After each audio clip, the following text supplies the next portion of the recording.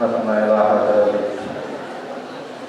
إلى معلم الأمل صاحب المقطع السيد أحمد مرزوقي رحمه الله تعالى ويوم درجة في الجنة ويحفظ عليه من بركته أسماء وأسمائه وعلومه في دائرة ثم إلى حضرة أبو السيد محمد بن علي بن مسلم الجنة وثم حضرة سيد أحمد بن مسلم الجنة وثم إلى حضرة السيد أحمد بن محمد بن علي بن مسلم الجنة حضرتي جميع أوليائك المغفور من حضرة أولياء الصلاة والعجم من حضرتي جميع مشايخنا ومشايخنا من حضرتي كبري وثم إلى حضرة أرواحنا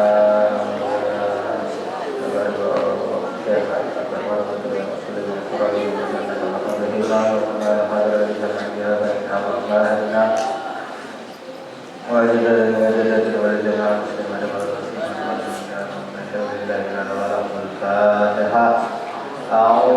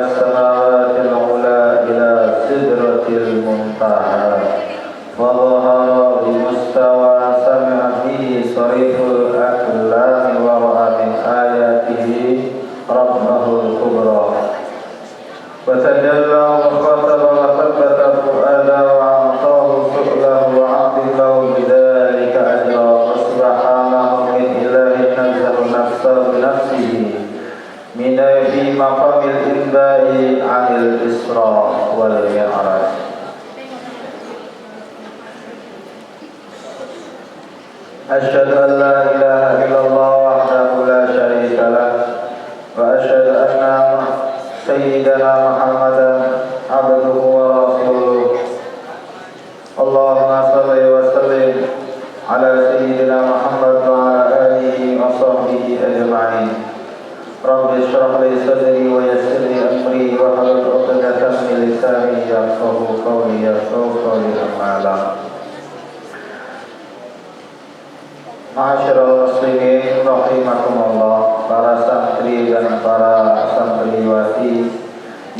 dimuliakan oleh Allah Subhanahu wa taala.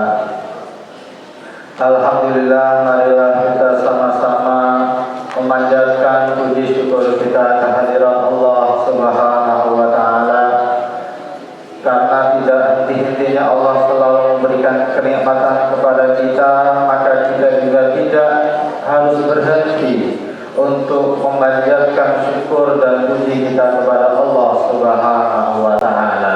Sebagai bentuk rasa syukur kita kepada Allah Subhanahu wa taala, dan bentuk syukur tersebut akan mendapatkan kelimpahan dan tambahan yang akan Allah berikan kepada kita, sebagaimana firman Allah Subhanahu wa taala, "In syakartum la azidannakum wa la in kafartum inna 'adzabi lasyadid."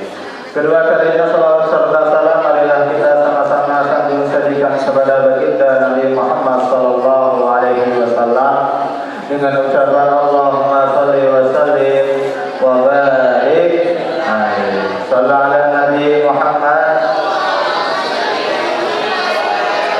Semoga kita termasuk orang-orang yang akan mendapatkan syafaatul uzma di akhirat kelak. Amin amin ya rabbal alamin.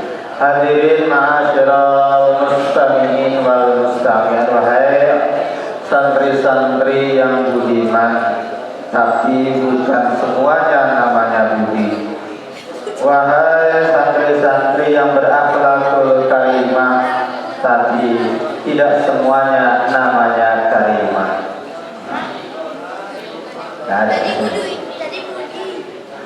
Alhamdulillah, melanjutkan kajian kita pada malam hari ini membahas tentang kitab Aqidatul Awam, membahas tentang ilmu tauhid, yang mana pada kajian sebelumnya adalah membahas tentang Isra wal Mi'raj. Dijelaskan juga bahwa ketika Rasulullah melaksanakan Isra, di saat melakukan perjalanan Isra, Rasulullah mampir ke beberapa tempat, yang mana tempat itu adalah sebagai bentuk syiar, sebagai bentuk tanda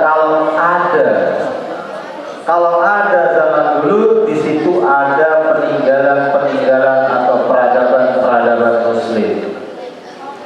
Yang salah satunya kemarin disebutkan bahwa Rasulullah pertama singgah ke kota yang Rasulullah akan hijrah kepada kota tersebut, yaitu kota Madinah.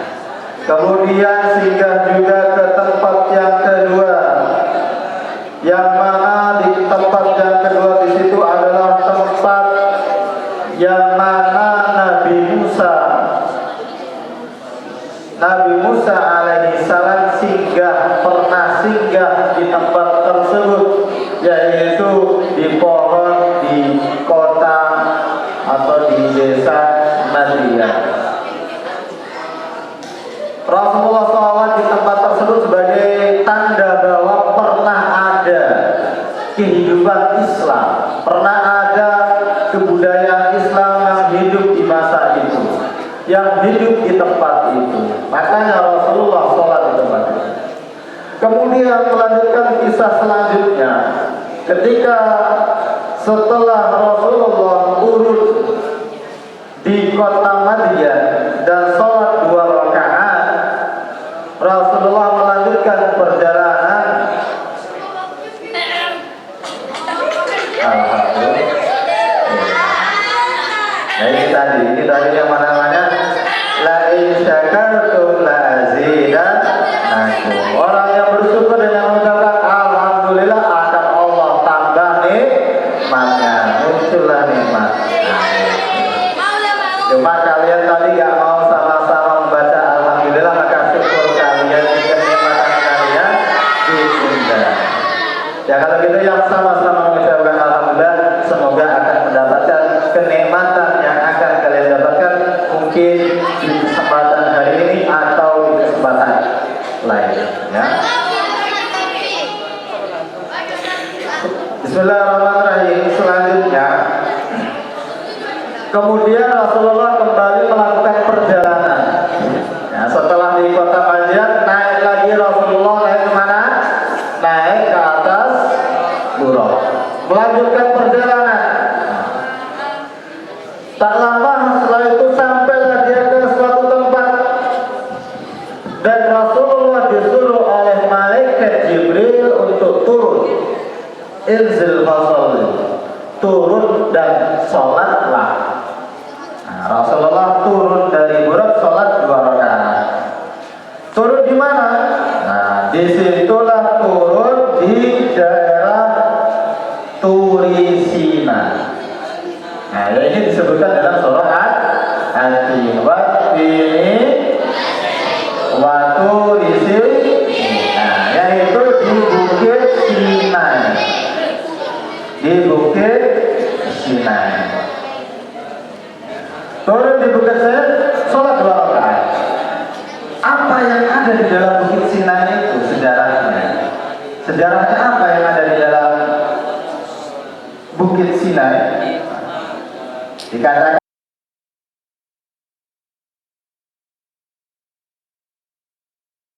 Nabi Musa bertakalum. Bertakalum itu apa? Berbicara, berdialog, bermuhadasah. Nabi Musa bertakalum, berbicara dengan siapa? Dengan Allah Subhanahu wa Ta'ala. Di mana tadi tempatnya? Di Bukit Sinai. Bukit tinggi. Bukit tinggi tapi gak ada bukitnya. Adanya yang gak ada. Apa? Nah, dengarkan. Jadi di Bukit Sinai turun di situ Rasulullah sholat 2 rakaat. Nah, sekarang sejarahnya di Sinai itu, di Bukit Sinai itu sejarahnya Nabi Musa pernah bertakalum, pernah ngobrol, berdialog dengan Allah Subhanahu wa Ta'ala. Ini disebutkan di dalam surah disebutkan di dalam surah Al-Qasas. Surah Al-Qasas ayat 29. A'udzubillahi minasyaitonirrajim. Bismillahirrahmanirrahim. Falamma qada Musa al-ajala wa sara bi ahli anasa min janibit turi naro. Minna min janibit turi naro. Qala li ahlihi kutu inni anastu naro la'alli atikum minna bi khabarin aw jadwatin minan nar la'allakum tasqalun. Terjemahannya atau nggak usah terjemahan, muradnya langsung, kesimpulannya ini hampir berkesinambungan sama kisah sebelumnya. Kisah sebelumnya adalah Nabi Musa. Kemana Nabi Musa? Di kota Madian. Kemudian dia akhirnya khidmah dengan Nabi. Khidmah dengan siapa? Nabi Khidir kata, gak dengar teman. Nabi siapa semalam? Nabi Musa berkunjung ke rumah siapa? Yang mana Nabi tersebut mempunyai 2 anak gadis. Nah, siapa? Astaga. Nabi Syuaib. Nah, kalian mana lagi? Nabi Syuaib. Jadi khidmah di rumah Nabi Syuaib selama berapa tahun? Perjanjiannya 8 tahun. Khidmah suruh apa? Ternak kambing. Habis itu digenapkan menjadi 10 tahun. Setelah selesai 10 tahun, nah, Rasulullah Nabi Musa, Rasulullah kata apa? Nabi Musa berkeinginan untuk kembali ke Mesir. Ingin berkeinginan kembali ke Mesir dengan membawa keluarganya, keluarga ahli. Nah, di sini kan ada dikatakan walamma qala Musa ajala wasara bi ahlihi. Wasara bi ahlihi. Wasara. Saro kemarin apa artinya? Berjalan malam. Nah, kan namanya Isra. Saro itu artinya berjalan malam. Jadi perjalanan Nabi Musa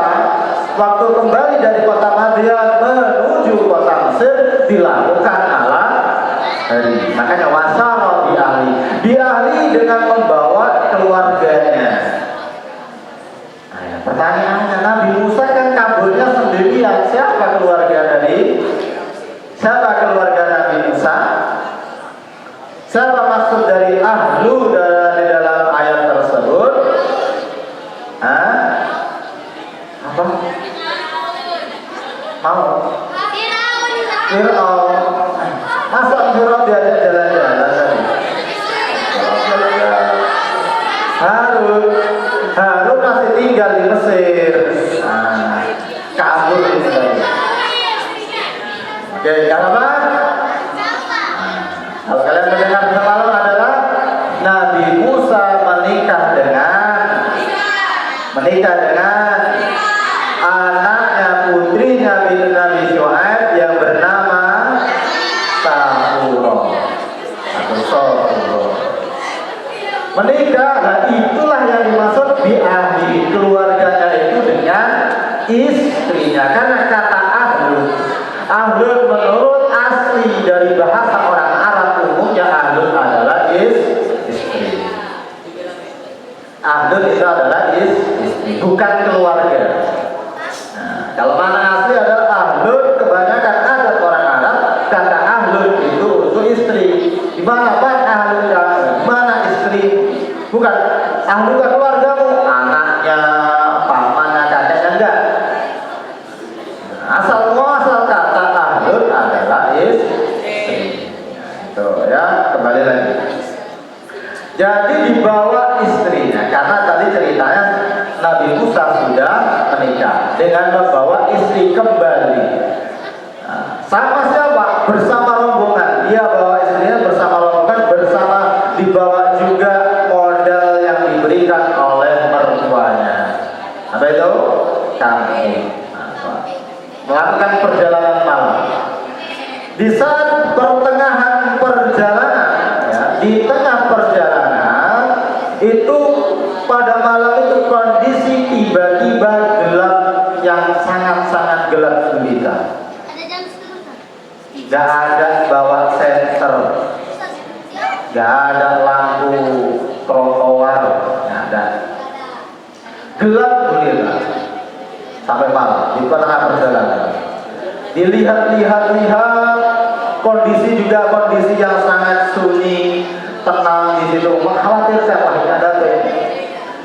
Ternyata dilihat sekitar nampak dari jauh ada cahaya, ada api, cahaya dari jauh. Nah, melihat itu Nabi Musa ada keinginan untuk mendekat. Tapi yang lain disuruh diam di tempat, istriku kalau diam di tempat, biar aku yang ke sana bersama para warga yang lain yang mau ke Mesir. Jadi Nabi Musa akhirnya pergi sendirian untuk mendekati sumber cahaya. Sampai dia ternyata naik di situlah di bukit. Setelah naik ternyata yang terbakar adalah sebuah pohon terbakar tapi nggak sampai mati. Nah ini, gimana itu? Pohonnya terbakar tapi tidak mati, nggak sampai gosong. Nah, naik di situ, tengok, hebat. Ini kalau masuk mukjizat. Nah, termasuk hal yang aneh pada saat itu, ya. Jadi sudah naik ke bukit ke atas, ternyata ada satu pohon yang mana pohonnya terbakar.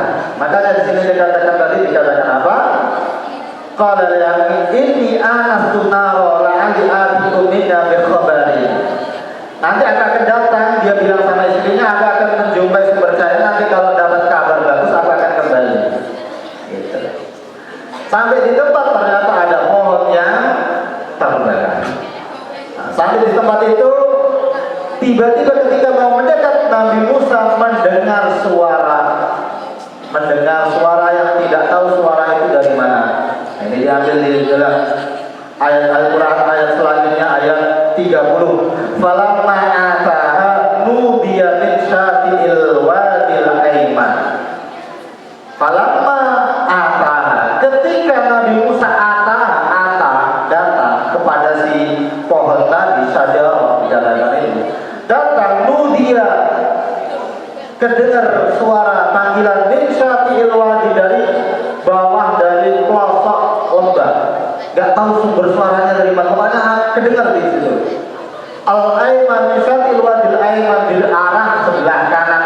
Kanan yang dimaksud dalam tafsir ada bilang kedengar suara dari arah kanan. Kanan yang dimaksud ada yang bilang kanannya Nabi Musa. Berarti kalau Nabi Musa ke sana berarti arah kanan sini. Tafsir yang kedua, maksud kanan di sini adalah kanannya gunung tersebut. Berarti karena kalau kanannya gunung berarti menurut Nabi Musa sebelah kiri. Nah, begitu. Jadi arah sebelah kiri. Jadi tafsir ada mengatakan bahwa sebelah yang dimaksud dalam ayat tersebut adalah insyatil wadil aiman, termasuk keluar suara dari arah kanan, lembah kanan, ada yang bilang kanannya Nabi Musa, ada yang bilang kanannya dari gunung tersebut. Bilbukatil mubarak minasyajal ayya Musa inni anallahu rabbul alamin. Jadi ketika sampai di depan wahai Nabi Musa, dengar suara inni anallahu rabbul alamin. Suaranya kedengar inni ana Allah rabbul alamin. Apa artinya? Ini sesungguhnya aku, Allahu rabbul alamin, Allah yang menguasai seluruh alam. Mendengar suara itu takut. Di dalam tafsirnya disebutkan ketika Nabi Musa ini mendekat itu bawa tongkat.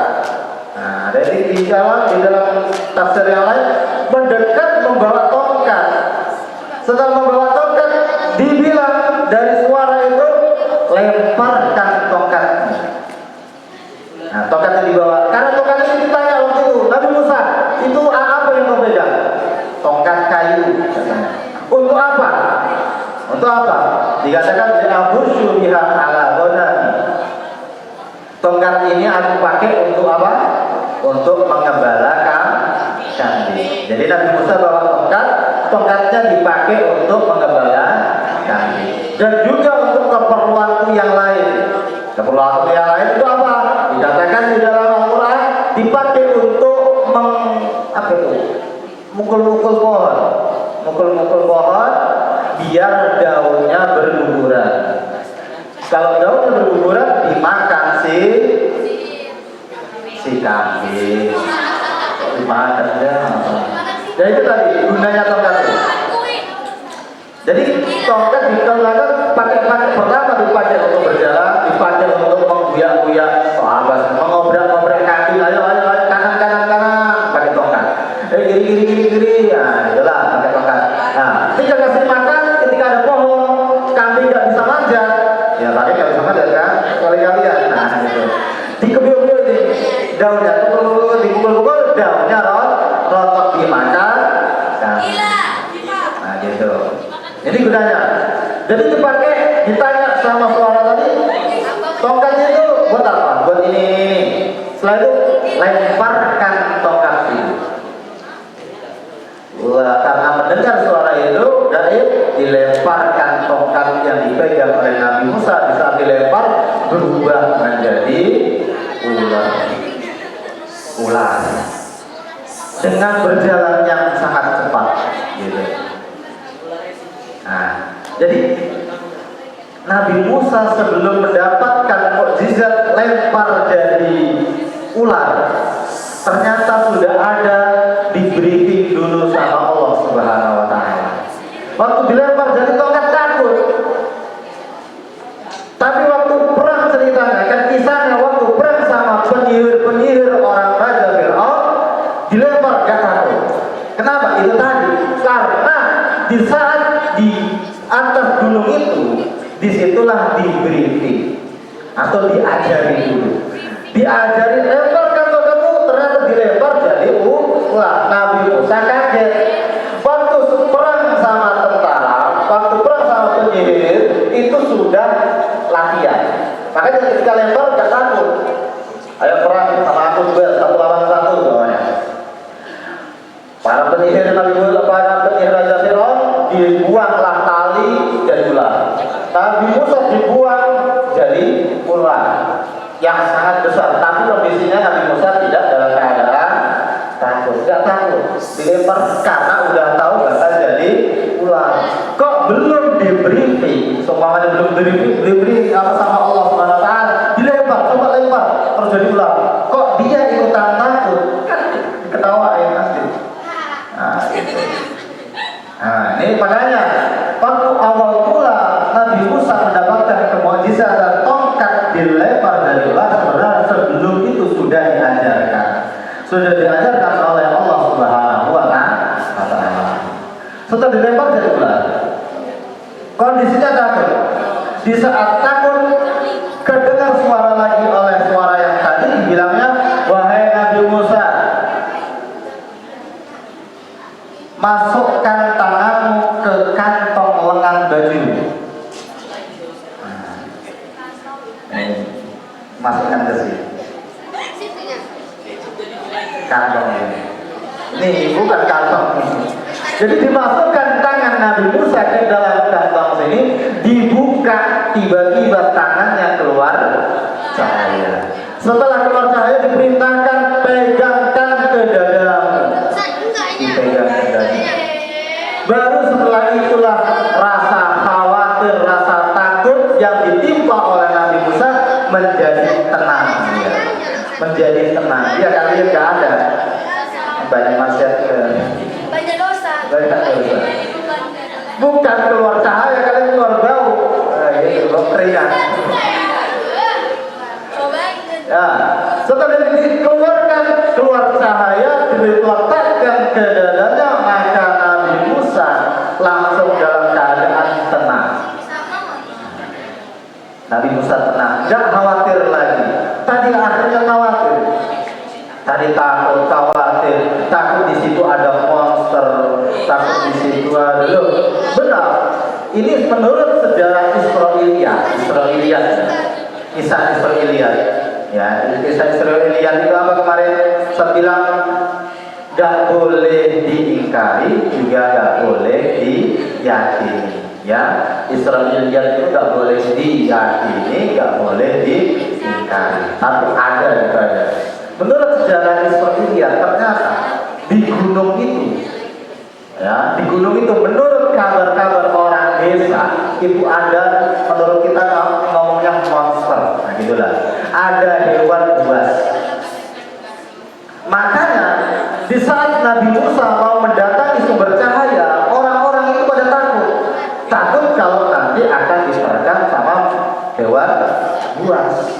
Ada monster buas, ada monsteran menurut sejarah Israiliyat. Tapi Nabi Musa adalah lelaki yang paling berani dari semua golongannya itu. Makanya pergi sendirian. Di saat pergi sendirian takut juga, tapi takut akan dikenakan oleh Allah Subhanahu wa Ta'ala. Setelah tenang, disitulah awal mula Nabi Musa mendapatkan julukan Kalimullah. Apakah nanti akhirnya saja? Tidak, nanti di kemudian hari Nabi Musa akan bertakallum, akan berdialog dengan Allah Subhanahu wa Ta'ala yang kedua kalinya. Akan ada nanti yang kedua kalinya, yaitu di saat nanti Nabi Musa menerima wahyu berupa apa namanya? Zabur doa Injil ala Isa wa Qur'an ala Fadil malam. Apa kitabnya Nabi Musa? Zabur. Taurat Musa, ya, kitab Taurat. Di saat mendapatkan Taurat, Zabur Nabi Daud, ya. Nah, jadi mendapatkan kitab Taurat, disitulah nanti Nabi Musa akan bertakallum nanti. Itu nanti di tempat yang lain, di kisah yang lain, ya. Jadi yang perlu diingat, di saat di Bukit Sinai ini, itulah awal mula Nabi Musa berdialog dengan Allah Subhanahu wa Ta'ala. Awalnya pun takut, karena nggak tahu sumber suaranya dari mana. Nah, lanjut cerita. Setelah sampai mendekat ke sumber suara, disuruh buang tongkatnya. Habis itu mulai mau mendekat. Di saat itu juga Allah memerintahkan untuk mencopot sandalnya. Nah, karena mau mendekat ke sumber suara tadi ada dibilang pohon yang bercahaya. Pohon yang terbakar bercahaya tapi tidak terbakar, itu ada, masih hidup. Nah, di sekeliling itu, nah inilah yang masuk kabar hadis-hadis yang lain. Di sekeliling di atas pohon itu ada namanya pohon orang Yahudi. Jadi di zaman Nabi Musa sudah ada pohon orang Yahudi. Di sekeliling bukit tadi. Ada pohon yang mana pohon itu akan menjadi tempat persembunyian orang-orang Yahudi, namanya pohon Gorkot. Itu ada di dalam tafsir disebutkan pohon ini nanti akan menjadi tempat persembunyian orang-orang Yahudi di saat dia akan dibunuh oleh orang Muslim sebagai tanda nanti akhir zaman nanti. Di akhir zaman nanti akan diperangi. Semua pohon akan ngomong di akhir zaman nanti. Semua pohon akan ngomong ketika pohon itu bersembunyi orang Yahudi. Nah, semua pohon akan berbicara kepada orang Muslim di akhir zaman kecuali pohon Gorkot. Itu ada di dalam hadis, ada di dalam tafsir juga ada. Jadi sembunyi di pohon cipluan semuanya. Pohon apalagi sembunyi di atas pohon mauni, di pohon apa yang bisa bersembunyi. Itu pohon akan ngomong, wahai Muslim, wahai umat Muslim, ini ada orang Yahudi yang sembunyi di belakangku. Ini ada orang Yahudi yang bersembunyi di belakang. Kecuali satu pohon yang akan diam untuk menyembunyikan orang Yahudi. Oke.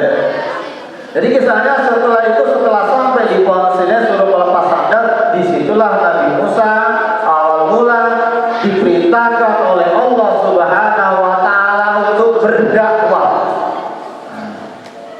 Nah, diperintahkan oleh Allah Subhanahu wa Ta'ala untuk berdakwah ketika nanti sampai ke Mesir. Ketika sampai ke Mesir disuruh untuk berdakwah, menyebarkan Islam. Nah, di situ itu mengadu, Nabi Musa mengadu, wahai Allah Subhanahu wa Ta'ala, bagaimana aku berdakwah sedangkan mulutku cadel? Tahu? Celak. Kenapa celak? Kan ingat kisahnya? Karena waktu bayi menelan bara api. Jadi Nabi Musa ketika kecil menelan bara api, makanya melepuh, membekas sampai dewasa. Sudah dewasa ngomongnya nggak fasih, lebih fasih adalah saudaranya yaitu Nabi Harun. Nabi Harun lebih fasih ngomong. Cuma mentalnya nggak ada, fasih ngomong, lidahnya kuat, khitobnya dia kalau berkitab berceramah berpidato bagus, mentalnya nggak ada. Beda sama Nabi Musa. Nabi Musa orangnya berani, pemberani, nekat, tapi masalahnya di lisan. Nah, minta sama Allah, ya Allah, aku minta ini kemana aku mau berdakwah tapi lidahku dalam kondisi cacat. Maka Allah mengabulkan, dibilangnya sama Nabi Musa, Nabi Musa, sampaikan saja dakwahku, maka aku yang akan menyampaikan. Maksudnya apa? Nabi Musa disuruh berdakwah dengan bahasa semaksimal mungkin, nanti Allah yang akan memahamkan. Jadi Nabi Musa berdakwah dengan kondisi logat sebisanya. Tapi entah kenapa, entah dengan mukjizatnya Nabi Musa, berkat Allah SWT, ketika diajak ngomong orang itu paham. Sekalipun pelan, sekalipun cadel tadi, orang yang dengar pasti paham. Orang yang mendengar pasti paham. Nah, itulah salah satu perintah Allah, disuruh untuk berdakwah. Nah, akhirnya kisahnya setelah mendapatkan dan perintah dari Allah SWT, kembali ke rombongan, kembali akhirnya melanjutkan perjalanan menuju ke Mesir. Jadi itulah tempat yang disinggahi oleh Rasulullah Nabi Muhammad SAW di Bukit Sinai, tempat di mana Nabi Musa mendakwahkan, mulai nanti akan berdakwah kepada umatnya. Kemudian lanjut Nabi Muhammad SAW naik lagi di atas buruk, melanjutkan perjalanan. Lanjut perjalanan, kemudian raqaba ila an balagha ardan fabadat lahu nusul syam. Dia melakukan perjalanan sampai dia ke suatu tempat yang mana di tempat itu nampak tembok besar kerajaan Syam. Nah, Syam itu sekarang ya jadi sekitarnya, Syria, Baghdad dan macam-macam, itulah dulu jadinya Syam. Kusur Syam, nampak di situ tembok Syam. Faqala lahu Jibril inzil fasalli. Lain Nabi Muhammad turun sholat. Nah, Nabi Musa akhirnya turun sholat 2 rakaat. Kemudian naik lagi ke atas buruk, melanjutkan perjalanan. Kemudian ditanya, wahai Rasulullah, tahukah engkau tadi berada di mana? Tahukah engkau tadi berada di mana? Yang sholat 2 rakaat, kata malaikat Jibril, sholaita bi baitillah min haitsu wulida Isa bin Maryam. Engkau tadi sholat di Baitul Lahmin atau Bethlehem.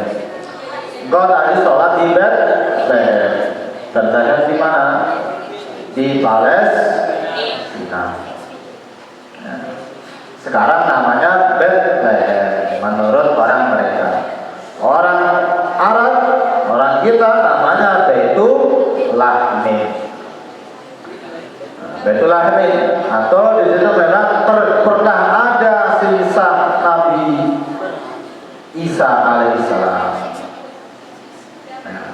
Jadi itulah kisah tempat-tempat yang dikunjungi oleh Nabi Muhammad sallallahu alaihi wasallam. Dulu dia berhenti sholat 2 rakaat, berhenti sholat. Di tempat-tempat itu adalah menandakan bahwa di tempat yang disolati oleh Rasulullah dulu pernah ada peradaban Islam di sana. Itu tandanya Rabbiyadil Islam, ada hubungannya. Dia katakan dalilun ala Rabbiyadil Islam. Di situ ada kaitannya tentang agama Islam. Di Madian berarti pernah ada kehidupan Islam di situ. Di Palestina pernah ada kehidupan Islam di situ. Di daerah Mesir ada kehidupan Islam di situ. Itu tandanya maksudnya, ya. Masyahidul awwaliyah. Kembali ke cerita yang lain. Itu tadi adalah kisah Isra wal Mi'raj. Isra-nya dulu. Isra-nya perjalanan Rasulullah dari kota Makkah ke kota Palestina, Masjidil Aqsa. Makanya Baitul Lahmin itu tempat terakhir karena tujuannya sudah dekat. Makanya tempat terakhirnya Rasulullah sendiri sholat 2 rakaat di situ sampai di Masjidil Aqsa. Itu tempat yang disinggahi. Sekarang di saat perjalanan dibahas juga di dalam kitab ini. Di saat perjalanan ada kejadian-kejadian. Nah, gitu. Tadi kan tempat yang disinggahi, ada kejadian-kejadian yang Rasulullah alami ketika perjalanan. Nah, gitu. Apa itu? Di saat Nabi Muhammad naik di atas buruk, itu kejadian pertama pernah, ya, di saat naik buruk dikejar oleh jin Ifrit. Nah, di saat naik buruk, lagi naik buruk begini, dikejar jin Ifrit. Kenapa? Dari inilah jadi begini. Yaitu bisyu'alatin min nari, cuma kalqabar ilta wara'ah. Faqala Jibril ala wa'allimna. Ifritan minal jin, dengan membawa obor. Di sini dikatakan, ya. Jadi di saat tadi Nabi Muhammad naik di atas buruk, dikejar jin Ifrit dengan membawa apa tadi? Obor, ngejar. Kemudian malaikat Jibril berkata, wahai Rasulullah, maukah engkau aku ajari suatu doa yang mana jika engkau baca maka jin Ifrit tadi akan terjungkal, akan jatuh terjungkal dan obornya akan padam.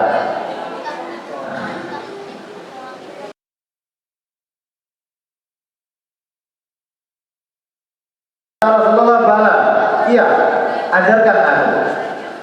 Qala Jibril, kemudian malaikat Jibril berkata kepada Nabi Muhammad SAW, katakan doa berikut ini. A'udzu biwajhillahil karim wa bi kalimatillahi tammati allati la yujawizuhunna barrun wala fajir min syarri ma yanzilu minas sama' wa min syarri ma ya'dulu fiha wa min syarri ma dharra fil ard wa min syarri ma yakhruju minha wa min fitanil laili wan nahar wa min tawarikil laili wan nahar illa tariqan yatruku bi khairin ya Muhammad. Panjang doanya. Kalau kita disebutin sekali ya hafal, ya kan? Rasulullah disebutin sekali hafal. Gak perlu sampai 3 kali, 10 kali. Sekali Rasulullah langsung hafal. Pintar Rasulullah. Kita sebutin tadi, coba ujungnya apa tadi? Ujung doanya. Ujungnya apa tadi? Awalnya dulu. Bismillah. Betul ya? A'udzu bikalimatillah. A'udzu aja. Ingatnya cuma itu aja. A'udzu biwajhil karim wa bikalimatillah allati la yujawizuhunna. Itu aja hafalnya. Selanjutnya enggak hafal. Karena panjang. Nah, itu disebutkan di dalam beberapa hadis. Setelah Rasulullah berdoa demikian, fantabbala fihi wa rafi'at syu'lahu. Jadi ketika Rasulullah membaca doa tersebutlah fantabbala fihi. Nah, fantabbala fihi maksudnya apa? Jin Ibrit yang ngejar tadi langsung tersungkur di fi itu fimun famun mulut di fi. Dia terjungkal, mulutnya, congornya ini terkena ke tanah, kepalanya kebutan. Nah, kalau terjungkal dadanya dulu, punggungnya masih enak, ini enggak. Terjungkal jatuh, mulutnya kena duluan. Paham ya? Jungkal jatuh, setelah itu obor yang dipegang oleh Jibril mati. Oke, itu kejadian pertama. Nah, nggak ada yang nulis. Itu kejadian pertama di saat dikejar oleh Jibril. Selanjutnya, kejadian yang kedua, ketika naik buruk. Karena Nabi Muhammad kan naik buruk tadi. Ketika naik buruk melakukan perjalanan tiba-tiba wasaru hatta atau ala qaumin yazra'una bi yaumin wa yahsuduna bi yaumin. Kullama hasadu ada makan. Lanjut, di saat itu dia melihat satu kejadian. Ada seorang sekelompok kaum, ya, ketika naik buruk, melihat sekelompok kaum yang mana dia ini kaum itu memanen, ya, memanen hasil panen dan sebagian yang lain ada yang menanam. Jadi ada satu kaum yang baru dia menanam, namanya nanam kacang panjang atau nanam kacang atau nanam pohon mangga, baru ditanam langsung berbuah. Ditanam langsung berbuah, dipanen. Setelah dipanen, pohonnya balik berbuah lagi.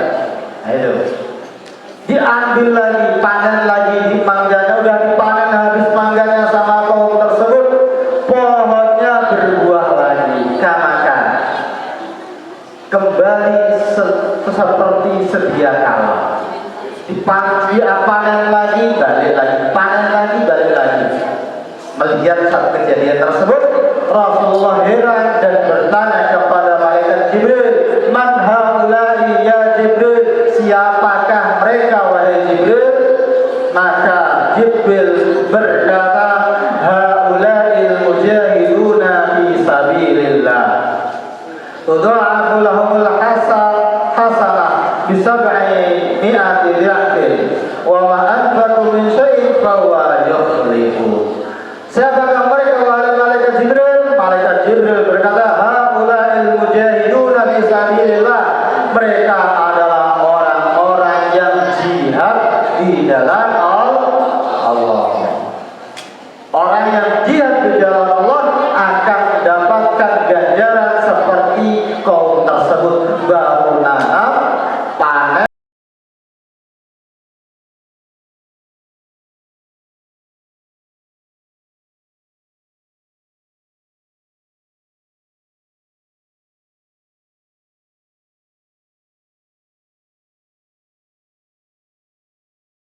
jahidu fi sabilillah. Amin amin ya rabbal alamin. Sehingga kita nanti di akhirat mendapatkan balasan dari Allah Subhanahu wa taala di surga, baru nanam langsung panen.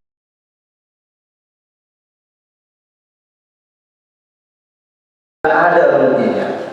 Tudha'afu lahumul hasanah, dilipat gandakan ganjaran kebaikannya, dilipat gandakan menjadi ada kalanya bisa ini hati.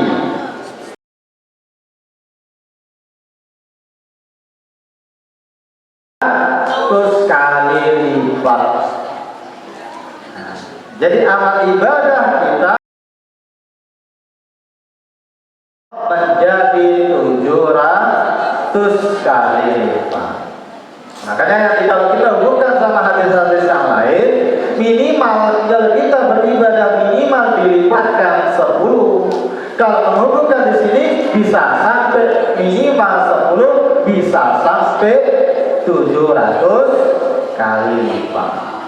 Wa ma anfaqu min syai'in fa huwa yukhlifu. Barang siapa yang berinfak karena jalan Allah, barang siapa yang mau berinfak, suka sedekah karena Allah Subhanahu wa taala, maka Allah akan menggantinya. Maka Allah akan menggantinya. Itu kejadian yang kedua. Sudah selesai.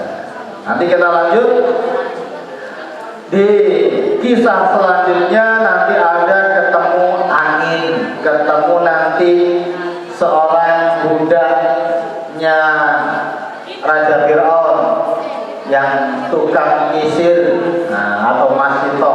Yang kita kenal namanya Masito. Tapi Masito itu bukan nama. Masito itu nama apa? Istilah saja. Namanya nggak tahu. Masito itu arti bahasa, kalau diterjemahkan artinya tukang sisir, tukang nyisir. Kalau kawan kalian ada yang rambutnya panjang, kalian sisiri. Nah, kalian namanya Masito.